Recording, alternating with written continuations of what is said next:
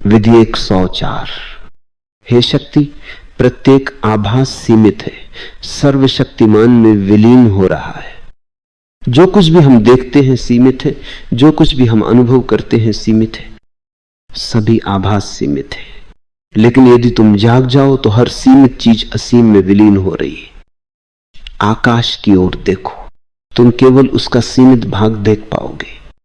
इसलिए नहीं कि आकाश सीमित है, बल्कि इसलिए कि तुम्हारी आंखें सीमित है, तुम्हारा अवधान सीमित है। लेकिन यदि तुम पहचान सको कि ये सीमा अवधान के कारण है, आंखों के कारण है, आकाश के सीमित होने के कारण नहीं है, तो फिर तुम देखोगे कि सीमाएं असीम में विलीन हो रही है। जो कुछ भी हम देखते हैं वह हमारी दृष्टि के कारण ही सीमित हो जाता है, वरना तो अस्तित्व असीम है।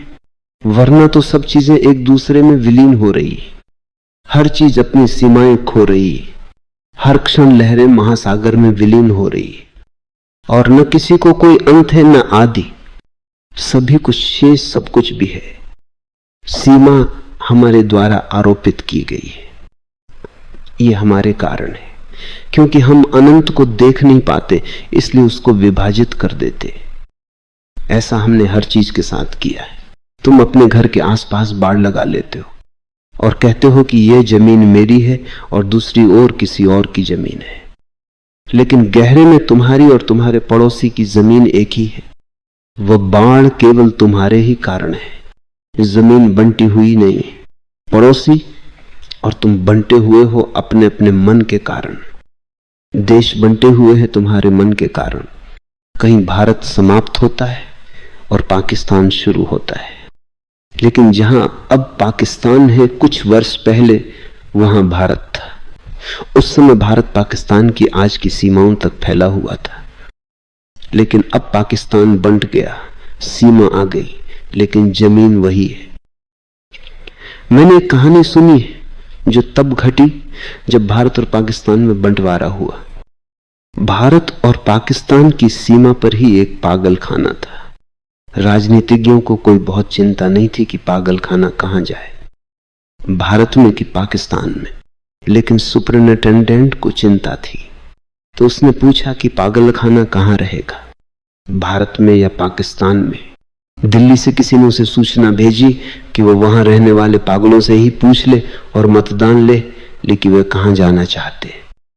सुपरिंटेंडेंट अकेला आदमी था जो पागल नहीं था, और उसने उनको समझाने की कोशिश की। उसने सब पागलों को इकट्ठा किया और उन्हें कहा, अब ये तुम्हारे ऊपर है, यदि तुम पाकिस्तान में जाना चाहते हो तो पाकिस्तान में जा सकते हो। लेकिन पागलों ने कहा, हम यही रहना चाहते, हम कहीं भी नहीं जाना चाहते। उसने उन्हें समझाने की बहुत कोशिश की। उसने कहा, तुम यहीं रहोगे, उसकी चिंता मत करो, तुम यहीं रहोगे, लेकिन तुम जाना कहां चाहते हो। वे पागल बोले, लोग कहते हैं कि हम पागल हैं, पर तुम तो और भी पागल लगते हो। तुम कहते हो कि तुम भी यहीं रहोगे और हम भी यहीं रहेंगे, कहीं जाने की चिता नहीं है। सुपरिंटेंडेंट तो मुश्किल में पड़ गया कि इन्हें पूरी बात किस तरह समझाई जाए। एक ही उपाय था, उसने एक दीवार खड़ी कर दी और पागल खाने के 2 बराबर हिस्सों में बांट दिया। एक हिस्सा पाकिस्तान हो गया, एक हिस्सा भारत बन गया। और कहते हैं कि कई बार पाकिस्तान वाले पागल खाने के कुछ पागल दीवार पर चढ़ाते हैं और भारत वाले पागल भी दीवार कूद जाते हैं, और वे अभी भी हैरान हैं कि क्या हो गया है। हम हैं उसी जगह पर, और तुम पाकिस्तान चले गए हो, हम भारत चले गए, और गया कोई कहीं भी नहीं। वे पागल समझ ही नहीं सकते, वे कभी भी नहीं समझ पाएंगे, क्योंकि दिल्ली और कराची में और भी बड़े पागल हैं। हम बांटते चले जाते। जीवन अस्तित्व बंटा हुआ नहीं, सभी सीमाएं मनुष्य की बनाई हुई है। वे उपयोगी है यदि तुम उसके पीछे पागल न हो जाओ, और यदि तुम्हें पता हो कि वे बस काम चलाऊ है, मनुष्य की बनाई हुई है, मात्र उपयोगिता के लिए है, असली नहीं है, यथार्थ नहीं है, बस मान्यता मात्र है कि वे उपयोगी तो है, लेकिन उसमें कोई सच्चाई नहीं है। हे शक्ति, प्रत्येक आभास सीमित है, सर्वशक्तिमान में विलीन हो रहा है। तो तुम जब भी कुछ सीमित देखो तो हमेशा याद रखो कि सीमा के पार वह विलीन हो रहा है, सीमा तिरोहित हो रही है। हमेशा पार और पार देखो। इसे तुम एक ध्यान बना सकते हो। किसी वृक्ष के नीचे बैठ जाओ और देखो, और जो भी तुम्हारी दृष्टि में आए उसके पार जाओ, कहीं भी रुको मत। बस ये खोजो कि ये वृक्ष कहां समाप्त हो रहा है। ये वृक्ष तुम्हारे बगीचे में, ये छोटा सा वृक्ष पूरा अस्तित्व अपने में समाहित किए हुए है।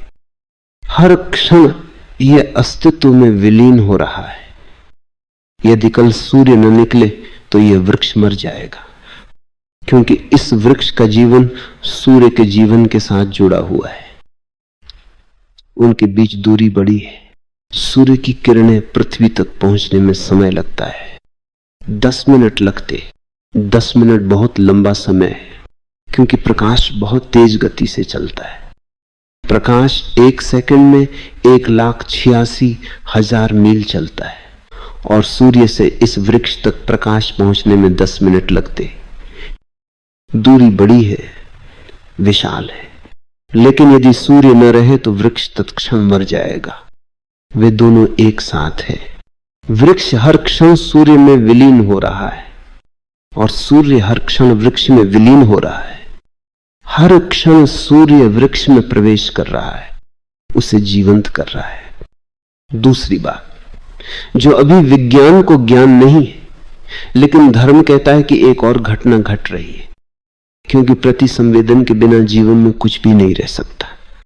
जीवन में सदा एक प्रति संवेदन होता है और ऊर्जा बराबर हो जाती है।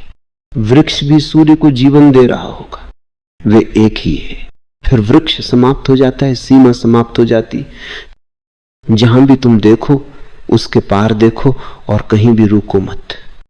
देखते जाओ जब तक कि तुम्हारा मन न खो जाए, जब तक तुम अपने सारे सीमित आकार न खो बैठो।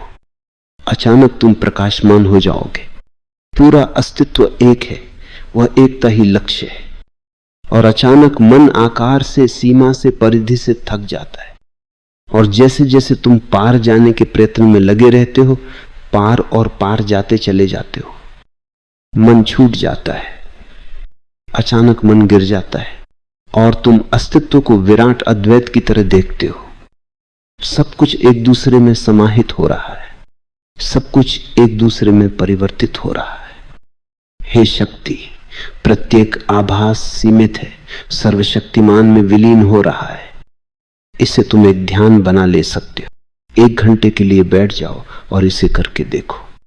कहीं कोई सीमा मत बनाओ, जो भी सीमा हो उसके पार खोजने का प्रयास करो और चले जाओ। जल्दी ही मन थक जाता है, क्योंकि मन असीम के साथ नहीं चल सकता। मन केवल सीमित से ही जुड़ सकता है, असीम के साथ मन नहीं जोड़ सकता। मन ऊब जाता है, थक जाता है, कहता है बहुत हुआ, अब बस करो। लेकिन रुको मत, चलते जाओ। एक क्षण आएगा जब मन पीछे छूट जाता है और केवल चेतना ही बचती है। उस क्षण में तुम्हें अखंडता का, अद्वैत का ज्ञान होगा। यही लक्ष्य है, यह चेतना का सर्वोच्च शिखर है, और मनुष्य के मन के लिए यह परम आनंद है, गहनतम समाधि है।